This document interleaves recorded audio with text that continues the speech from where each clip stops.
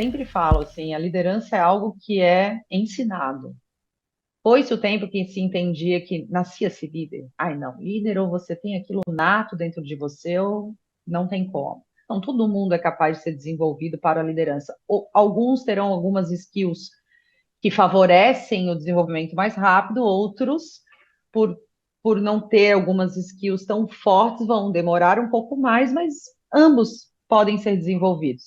E aí, quando a gente fala desse pessoal que veio como tecnicamente uma referência e por isso, até por promoção, reconhecimento, assumiram cargos de liderança, porque décadas atrás era esse o comportamento de mercado, né? É promover a cargos de liderança e gestão pessoas que tecnicamente se destacavam. Hoje a gente já vem mudando um pouco mais essa promoção, preparação de sucessores, isso já está um pouquinho diferente. O que acontece é que essas pessoas não passaram por desenvolvimento, geralmente nenhum. E aí, o que elas fazem na prática? Elas espelham as referências que elas tiveram de outros líderes. Então, não necessariamente essas referências são positivas para tudo, né? E aí vai muito do nível de consciência daquele líder, de identificar que isso aqui eu não, enquanto liderado, isso aqui, quando eu for líder, eu jamais vou fazer.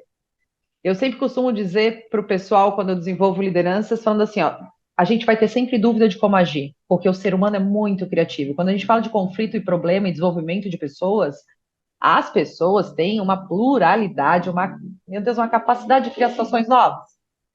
E aí, na liderança, a gente sempre está inseguro se a gente está tomando a decisão correta, se a gente está se comunicando de forma correta, se o time está compreendendo, ou aquele colaborador em especial está compreendendo com clareza as expectativas.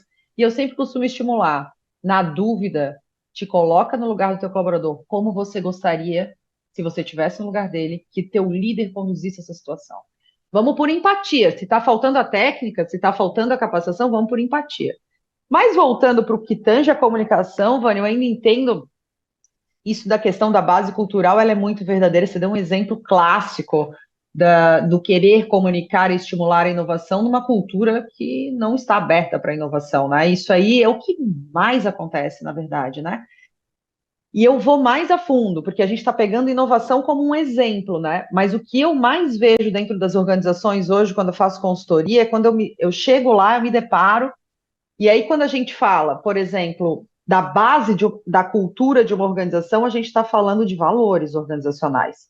Porque para cada valor organizacional, a gente pode desdobrar quatro, cinco atitudes e comportamentos que, se, que se forem natos das pessoas em situações tranquilas ou de estresse, mas naturalmente são essas atitudes e comportamentos que elas vão ter, a gente tem o famoso fit cultural e a gente tem o que é a construção da cultura. Porque é assim que as pessoas agem no natural delas, sem forçar, sem precisar pensar. O que eu me deparo geralmente nas organizações é que isso é um quadro na parede ou lá na página de carreira, no site, e aí quando a gente entra e você vem fazendo um trabalho que eu considero muito importante, que é trabalhar a alta gestão, quando a gente vai olhar primeiro para a alta gestão, que essas transformações culturais ela tem que ser top-down, nem a alta gestão está praticando os valores da organização, né?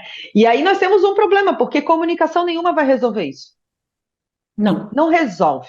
Nem o líder sendo o principal canal, nem uma grande agência ou equipe de comunicação, nem o maior investimento, um caminhão de dinheiro, nada disso vai salvar uma organização que não sabe que cultura quer ter, que não norteia as pessoas, não estimula as pessoas, não orienta para que os feedbacks todos sejam pautados na base da cultura.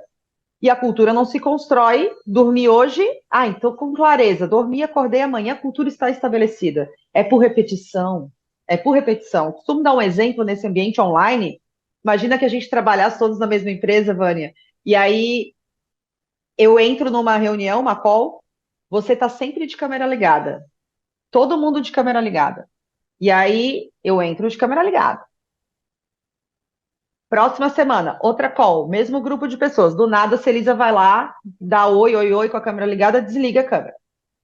Fica aquilo, vai chegar lá no finalzinho da call, alguém vai se sentir confortável de desligar também, passou. Próxima semana, mesmo grupo, call semanal, estamos lá, já entrei com a câmera desligada. A Celisa já entrou.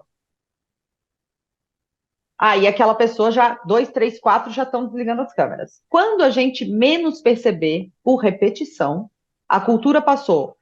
do que era câmera ligada nas calls para todo mundo já entra com a câmera desligada.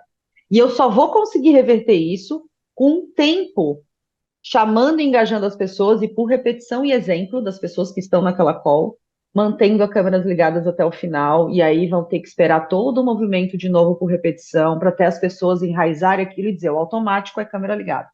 Então, tudo que é na cultura é lento o processo.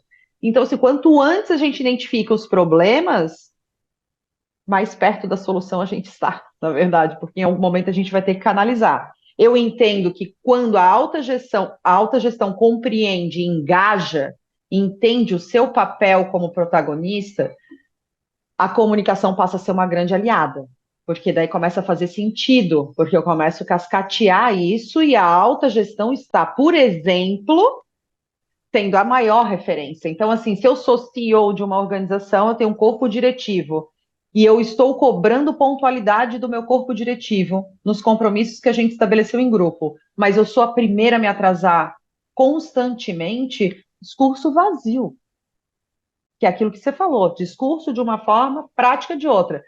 Quando que alguém vai se sentir desconfortável não sendo pontual, por mais que eu, CEO, estou cobrando pontualidade? Ninguém vai se sentir desconfortável. Afinal de contas, você nunca cumpre horário, está sempre super atrasado. Então, hoje, se eu me atrasar, não tem problema. E aí a cultura vira a cultura do atraso. É normal, normaliza se atrasar, porque o exemplo maior se atrasa e banalizou, nem desculpa pede mais. Entende? Então, assim, a comunicação ela pode ser uma solução se a gente tiver top-down, e aí a gente vai amadurecendo cada instância, cada camada da hierarquia da organização na sua gestão, conforme a gente vem desdobrando, aí a comunicação é uma grande facilitadora, na verdade, né? Que a gente vai descendo.